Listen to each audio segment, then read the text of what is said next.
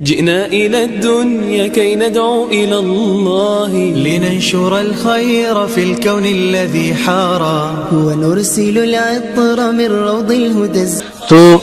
نئے سال کا استقبال تو ہونا چاہیے شکر کے ساتھ، لیکن مغرب کی آندھیوں نے ہمارے بہت سے چراغ بجھا دیے، اور ہم بھی اس رات کو اس طرح مناتے ہیں جیسے وہ مناتے ہیں جن کے سامنے نہ جنت ہے، نہ جہنم ہے، نہ آخرت ہے۔ وہ تو بیچارے معذور لوگ ہیں، انہیں پتہ ہی کوئی نہیں۔ یعلمون ظاہرا من الحیات الدنیا وہم عن الآخرۃ ہم غافلون۔ انہیں آخرت کا پتہ نہیں، صرف یہی دنیا کو جنت بنانے کے چکر میں ہیں، تو وہ کر رہے ہیں۔ لیکن ان کی نقل میں ہماری نسل بھی راتوں کو اٹھ کر 12 بجے کیا نافرمانیاں کرتے ہیں۔ میں نے چونکہ وہ دور بھی دیکھا ہے، کالج کا دور بھی دیکھا ہے، ان تاریک راہوں پہ کیا کچھ ہوتا ہے وہ بھی دیکھا ہوا ہے۔ تو میں بہت عرصے سے، میں 31 رات کو جاگتا ہوں، ٹھیک 12 بجے میں ایک دم اللہ کی بارگاہ میں سجدے میں گرتا ہوں، نفل پڑھتا ہوں، اور اس وقت میں کہتا ہوں یا اللہ، تیرے محبوب کی امت کے جتنے نوجوان یا جتنے بڑے چھوٹے مرد عورت اس وقت نافرمانی کر رہے ہیں،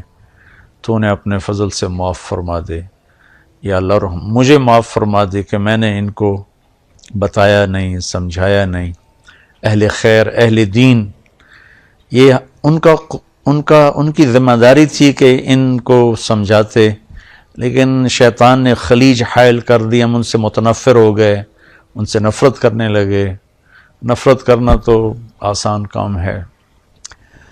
نشہ پلا کے گرانا تو سب کو آتا ہے،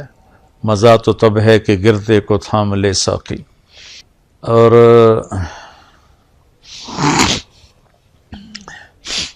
ویسے تو ہماری زندگیوں میں سے 1 سال کم ہو گیا، اور ہم قبر کے 1 سال اور قریب ہو گئے، دنیا سے 1 سال اور دور ہو گئے، موت کے 1 سال قریب ہو گئے، زندگی سے 1 سال دور ہو گئے۔ اللہ کا شکر ہے ہمارے ہی ساتھ کے پلے پڑے قبروں میں چلے گئے، ہماری سانسیں باقی ہیں، اور وقت ایک بہت بڑا قیمتی سرمایہ ہے۔ تو یہ نیا سال اللہ نے ہمیں دیا ہے، ہم اس کی قدر کریں، ہم اس کی قدر کریں، ہم اس کے اندر کچھ نیکیاں بھر لیں۔ اللہ تعالیٰ نے وقت کو بہت قیمتی بنا کر قرآن میں پیش کیا ہے، اوقات کی قسم اٹھائی ہے، والعصر، خاص طور پر عصر کے وقت کی قسم، اور یہ قرآن کی آخری صورت ہے، اس کے بعد قسم کوئی نہیں، اور قرآن بھی ختم ہو رہا ہے۔ تو ایسے ایک مناسبت سمجھ میں آئی ہے، اللہ کرے گا ٹھیک ہی ہوگی، کہ جیسے عصر کا ٹائم آتا ہے تو دن کے جانے میں ٹائم تھوڑا رہ جاتا ہے، شام اندھیرا آنے میں ٹائم تھوڑا رہ جاتا ہے، تو میرا اللہ آخر قرآن میں یہ قسم اٹھا کے ہمیں کہہ رہا ہے، والعصر، عصر کے وقت کی قسم، کہ جیسے عصر کے بعد ٹائم تھوڑا ہے، اس دنیا کا ٹائم بھی باقی تھوڑا ہی رہ گیا ہے، تمہاری زندگیوں کا بھی ٹائم تھوڑا ہی رہ گیا ہے، جو کرنا ہے وہ جلدی جلدی کر لو، اور غفلت سے نکل آؤ۔ اور 4 کام بتائے ہیں اللہ تعالیٰ نے والعصر کی قسم اٹھا کر۔ ایک، ایمان لے آؤ، الا الذین آمنوا، شکر ہم ایمان والے ہیں، وعملوا الصالحات، دوسرا اچھے کام کرو، نیک کام کرو، کبیرہ گناہوں سے بچو، ہو جائے توبہ کر لو، ہم کوئی مشین نہیں، اوپر نیچے ہونا انسانی فطرت ہے، ہو جائے گناہ توبہ کر لو، وتواصوا بالحق، ایک دوسرے کو حق کی بات کرو، تبلیغ کرو، جو تبلیغ کا کام، وتواصوا بالصبر، ایک دوسرے کو صبر کی دعوت دو، اس کے لیے تیار کرو۔ تو اللہ نے ٹائم کو قیمتی کر کے پیش کیا ہے، قسم اٹھائی عصر کی، والشمس وضحاها، اللہ تعالیٰ نے چڑھتے دن کی قسم اٹھائی، واللیل اذا یغشی اللہ نے رات کی قسم اٹھائی، والصبح اذا تنفس اللہ نے صبح کی قسم اٹھائی، والفجر اللہ تعالیٰ نے فجر کی قسم اٹھائی،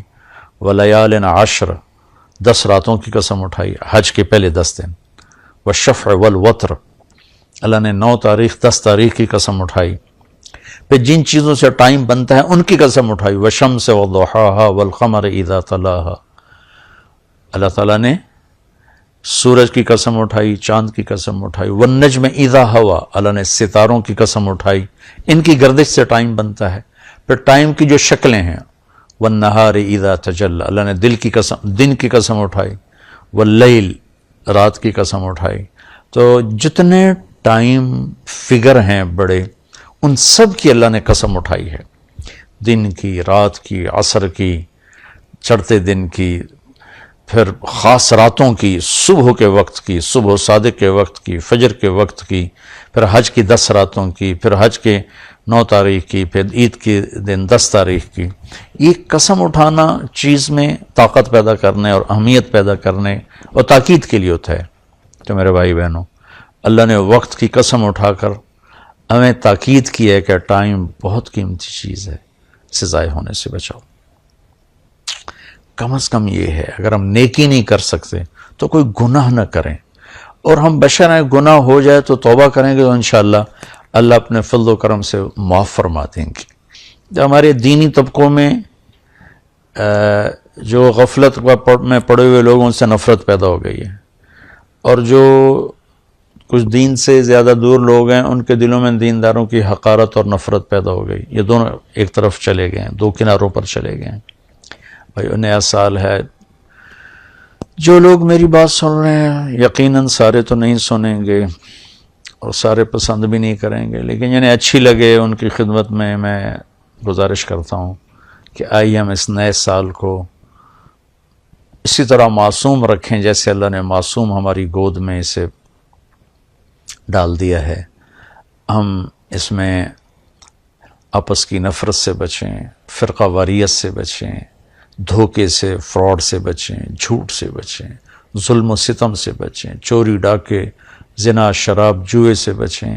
رشوت سے بچیں، سود سے بچیں، کھوٹ سے بچیں، ماں باپ کی نافرمانی سے بچیں، رشتہ داروں کے ساتھ لڑائی جھگڑوں سے بچیں، آپس کی لڑائیاں ختم کریں، کسی سے ناراض ہیں صلح کر لیں، کسی سے نفرت ہے اپنے دل کو دھو لیں، صاف کر لیں، کسی کا بغض ہے صاف کر دیں، کسی نے زیادتی کی ہے معاف کر دیں، ہمارا اللہ بھی ہمیں معاف کرے گا۔ کسی طرح بھی نفرت روا نہیں ہے۔ میں بڑے منت سے ہاتھ جوڑ کے ان خطیبوں سے کہتا ہوں جنہوں نے صبح سے شام تک صرف فرقہ واریت کو ہی کہ پھیلانے کو ہی دین سمجھا ہوا ہے، اور کبھی کسی کو کافر بناتے ہیں، کبھی کسی کو کافر بناتے ہیں، اللہ کے واسطے اور بھی دکھ ہیں زمانے میں محبت کے سوا، راحتیں اور بھی ہیں وصل کی راحت کے سوا، دین کے اتنے مضامین ہیں بیان کرنے کو، لوگوں کو مثبت بات بتائیں، لوگوں کو پازیٹیو بات بتائیں، یہ کافر وہ کافر، اس سے نفرت کرو اس سے نفرت کرو۔ میری تو منت یہ ہے، نکار خانے میں طوطی کی کون سنتا ہے، اس بھڑکتی آگ پہ پانی ڈالنا میرے بس میں تو ہے نہیں، لیکن میں اللہ چاہے گا تو کر دے گا۔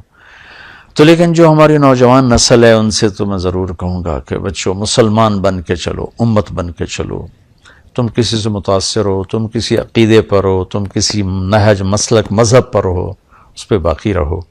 لیکن اوروں کو جگہ دو، اللہ کے واسطے جگہ دو۔ صرف ہم ہی مسلمان ہیں، باقی سب کافر ہیں، ان چیزوں سے واپس آ جاؤ، اس میں تمہیں تباہی کے سوا کچھ بھی نہیں ملے گا۔ میں نے دنیا پھری ہے، تاریخ پڑھی ہے، میں خون کے آنسو روتا ہوں جب مذہب کے نام پہ نفرت کی آگ کو بھڑکتا دیکھتا ہوں، سیاست کے نام پہ قتل و غارت دیکھتا ہوں، درد اٹھتا ہے۔ فضیل بن عیاض بہت بڑے ڈاکو تھے،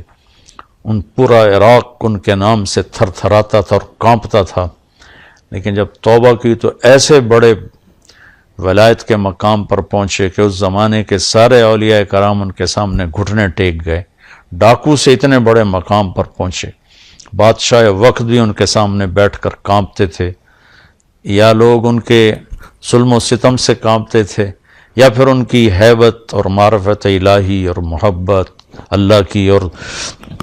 دین کا مقام جو ملا، یا پھر اس سے لوگ ایسے کانپتے. ہارون رشید جیسا جابر بادشاہ عطیات کی شکل میں ان کے سامنے بیٹھتا تھا. اپنے ہی وہ سب یہ غلط راستے ہیں.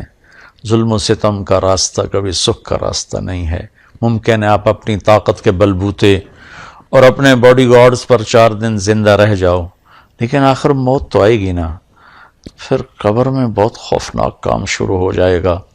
کہ ظالم کے لیے زمین بہت تنگ ہو جاتی ہے. تو اب ہمارے بچے ہو، ہماری نسل ہو، میں تو تمہارے لیے بھی اتنا ہی درد رکھتا ہوں، چونکہ ہمارا ہی بچہ بگڑا ہوا ہے. مائیں تو ڈاکو نہیں جانتی، مائیں تو چور نہیں جانتی، مائیں تو کسی کو ظالم نہیں جانتی. ماحول معاشرہ ان کے ساتھ وہ چال چلتا ہے کہ کوئی کیا بن جاتا ہے، کوئی کیا بن جاتا ہے. یہ میرا پیغام ہے. اللہ تعالیٰ مجھے، آپ کو، سب کو اپنے دین کی، دنیا کی، اس ملک کی حفاظت کے لیے استعمال فرمائے اور ہم سے راضی ہو جائے. السلام علیکم ورحمۃ اللہ وبرکاتہ.